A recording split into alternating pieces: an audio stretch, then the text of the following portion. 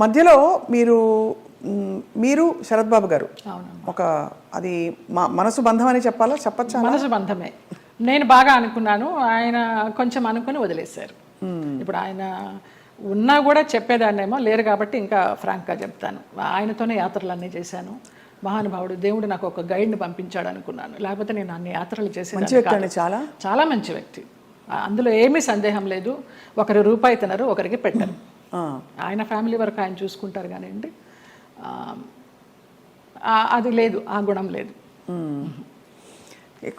ఆ టైంలో మిమ్మల్ని వివాహం చేసుకునే టైంలో కొంతమంది ఇండస్ట్రీ ప్రముఖులే ఆపారు ఆయన్ని, లేకపోతే మీ ఇద్దరు తెలుసు పెళ్ళయి సెటిల్ అయ్యేవారు కూడా అంట. చాలా ఆలోచనలు చేశాము, ఒక బిడ్డను కూడా కందామని ఆలోచన చేశాము, దానికి అన్ని ప్లానింగ్స్ వేసుకున్నాము. తర్వాత ఆయన ఆలోచిస్తూ ఉంటారు, సంవత్సరాల తరబడి ఆలోచిస్తూ ఉంటారు. ఒక విషయం చెప్తే ఒక 100 రకాలుగా ఆలోచించి, లలిత ఇలా వద్దేమో, అలా వద్దేమో, మనం ఎవరన్నా కానీ వాళ్ళు మన ఇద్దరం పోయామనుకో అమ్మాయిని ఆస్తి కోసం ఏమన్నా చేస్తారేమో, ఇలాగంతా కూడా చెప్పేవారు. నేను చాలా ఫ్రాంక్గా ఫస్ట్ టైం చెప్తున్నాను. నేను వాళ్ళ ఫ్యామిలీ మెంబర్స్ నేనేమి లెక్క చేసేది లేదు. వాళ్ళ ఫ్యామిలీ మెంబర్స్లో ఒక తమ్ముడు నాతో చాలా క్లోజ్గా ఉంటాడు, ఒక తమ్ముడు ఫ్యామిలీ. ఇప్పుడు కూడా వారి అబ్బాయి మీతో టచ్లో ఉన్నాడు ఉన్నాడు అని అంటారు. అంటే పిల్లలాగానే ఎక్కడ మిమ్మల్ని ఒక శత్రువుగా చూడలేదు కుటుంబానికి? లేదు లేదు, కుటుంబానికంటే వారి కుటుంబానికి. వారి కుటుంబంలో ఎవరికి నేను పెద్ద తెలీదు, మా మధ్య ఏం జరిగిందని కూడా ఎవరికి తెలియదు. ఈ తమ్ముడు గారి ఫ్యామిలీకి తప్పించి వాళ్ళకు కూడా అంతంతే పైపైనే. నాకు ఆయనకి పరిచయం ఉందనే తప్పించి కొంచెం డీప్గా వెళ్ళామనేది తెలియదు. మీరు రమాప్రభ గారితో చాలా క్లోజ్ కదా ఒక టైంలో. రమాప్రభ గారు శరత్ బాబు గారిని చాలా విమర్శించేవారు, చాలా ఇంటర్వ్యూలో బహిరంగంగా తిట్టారు. ఎందుకు మీ దృష్టిలో ఎందుకు ఇంత మంచి వ్యక్తి అని మీరు చెప్తున్నారు? మీ మనసుతో చూస్తే అవును కదా, కరెక్ట్ అనిపిస్తుంది. ఎందుకంటే మీరు ఎవరిని అసలు మిమ్మల్ని హాని చేసిన వాళ్ళనే మీరు జడ్జి చేయని వ్యక్తి. అలాంటిది అసలు అంటే మనం ఒకవైపునే విని చెప్పలేము కదా, మరి జడ్జ్ చేయలేము కదా. మరి అప్పుడు వాళ్ళిద్దరు కలిసి ఉన్న పరిస్థితుల్లో ఏం జరిగిందో అది నేను కూడా చెప్పలేను. కానీ నా వరకు ఆయన చాలా మంచి వ్యక్తి, చాలా మంచి వ్యక్తి. ఏ విషయంలో మీకు నమ్మకం కలిగింది? ఫర్ ఎగ్జాంపుల్, అంటే మీరు చూసిన అనుభవాల్ని బట్టి మనని ఇతను హింసించడు, మన డబ్బులు తీసుకోడు, లేదు వేరే విధంగా వేధించడు, కంట్రోల్ చేయడు, ఇలా రకరకాల కేటగిరీల్లో మనం తిన్న దెబ్బల్ని బట్టి ఆ విషయంలో మనకు నమ్మకం కలుగుతుంది. ఏ విషయంలో మీకు ఒక భరోసా కలిగింది ఆయన? నాకు తెలియదు, నా అంతటి నేనే మామూలుగా బావా బావా అని పిలిచేదాన్ని, వెళ్ళేదాన్ని. రమాప్రభ గారి కోసం అక్కకి ఏమన్నా చేయండి బావా అనేదాన్ని. అక్కకి చాలా చేశానమ్మా, ఇంకా నేను చేయాల్సింది ఏమీ లేదు అనేసి అనేవారు. అలాగా నేను ఈ గుళ్ళు వెళ్తాను, ఆ గుళ్ళు వెళ్తాను, ఈ పురాణాలు చదువుతానంటే ఆయన దగ్గర కూర్చుంటే గంటలు గంటలు అలాగా టైం పాస్ అయిపోయేది. అప్పుడు నేను ఒక ఆడదాన్ని అనే అభ్యంతరం లేకపోతే మీ వెంట తీసుకెళ్ళడానికి, మీరు యాత్రలకు వెళ్ళినప్పుడు నాకు చెప్పండి బావా, నేను వస్తాను అనేదాన్ని. అలాగా మా యాత్ర సాగిందనమాట. అట్లా ఇంకా ఆయన లలిత లలిత అని పిలవడము, క్లోజ్ అయినామని చెప్పాలి. దాదాపు మీకు అంటే గృహస్థాశ్రమం లేకపోయినా వానప్రస్థాశ్రమం లాంటిది తొందరగా ఫాస్ట్ ఫార్వర్డ్ మోడ్లో కర్మలు అయిపోతాయి చూడండి. ఇప్పుడు మనం అనుభవించడానికి వచ్చిన కర్మలు అయిపోవాలంటారు కదా, అలా మీకు ఏదో రాసి పెట్టినట్టు మీరు దాన్ని అటాచ్ అయ్యారు, మళ్ళీ డిటాచ్ అయిపోయారు. అవును, ఆయన ఒక విషయంలో బాధపడుతున్నప్పుడు చిట్టిబాబు గారు వాళ్ళే చెప్పారు, పోనీలే నీకు భగవంతుడు ఆయన్ని గైడ్ కింద పంపించాడు నువ్వు యాత్రలు చేయడానికి.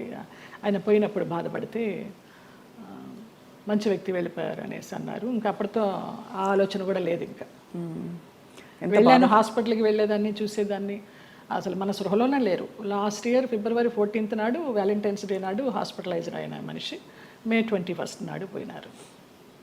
చూడలేకపోయారు కదా? చూడలేకపోయిన వాళ్ళం. బావా బావా అని పిలిచేదాన్ని, అయ్యప్ప అని పిలిచేదాన్ని ఆయన్ని.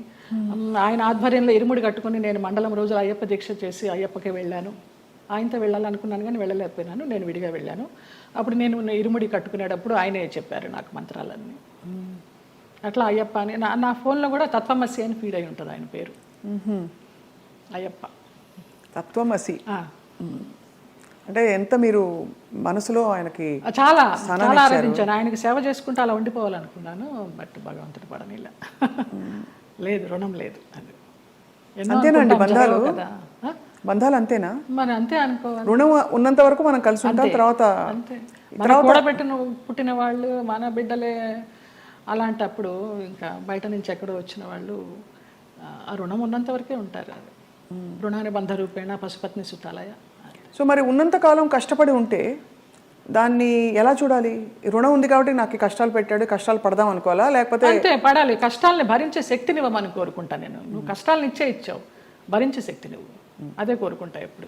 మరి ఎప్పుడు ఇది సరికాదు, సవ్యం కాదని ఇప్పుడు చాలామంది ఆడపిల్లలు, మీకు అయిన ఎక్స్పీరియన్స్, మీ పెళ్లిలో 6 నెలలలో ఒక హింస, ఒక ఎక్స్‌ప్లాయిటేషన్ ఉంది, బయటకు వచ్చేయాలని ఆలోచించిన పరిస్థితుల్లో ఎప్పుడు బయటికి రావాలనే స్ఫురణ ఎలా కలుగుతుంది? బికాజ్ భరిస్తాం, సర్దుకుంటాయన్న హోప్ ఉంటుంది. ఆ స్ఫురణ ఏం చెప్పిన మాట వినాలని మీ గైడెన్స్ అడుగుతున్నాం. మీరు డైరెక్ట్గా పడ్డ వ్యక్తి కాబట్టి మీకు అర్థమైంది కదా ప్రశ్న. అది మన రాతలో ఉంటుంది, ఏదో అదృశ్యవాణి చెప్తుంది మనకి, భరించావు చాలు, ఇంకా ఇది చెయ్యి అని గైడెన్స్ వచ్చేస్తుంది అని. నాకు బ్లైండ్గా వెళ్తాను నేను, అంతే.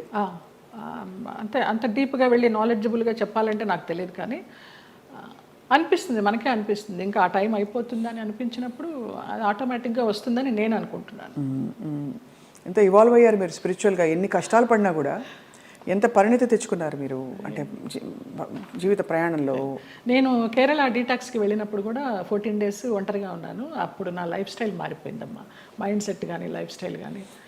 ఎంత భయస్థురాల్లో నేను, చిన్న విషయానికి భయపడిపోతే, ఎక్కడన్నా నొప్పి వస్తే, ఇక్కడ నొప్పి వస్తే బ్రెస్ట్ క్యాన్సర్ ఏమో, ఇక్కడ నొప్పి వస్తే అపెండిసైటిస్ ఏమో అని అస్సలు లేదు.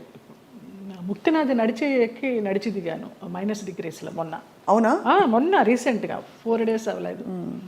ఆ ముక్తినాథ్ ఒక ఇన్సిడెంట్ చెప్పాలి స్వప్న. ఒక ఆవిడ కటక్ నుంచి వచ్చారు, జ్యోత్స్నారావు అనేసి, ఒరిస్సా ఆవిడ కాదులే, ఒరిస్సాలో జాబ్ చేసేవారు. కాకినాడ ఆవిడ, బ్రాహ్మణ ఆవిడ. ఎవరు లేరు, నానేవాళ్ళు ఎవరు లేరు, తోడబుట్టిన అన్నదమ్ములు కానీ, అక్క చెల్లెళ్ళు కానీ, సంసారం కానీ, పిల్లలు కానీ ఎవ్వరు లేరు. ఆవిడ బ్రహ్మచారిణి.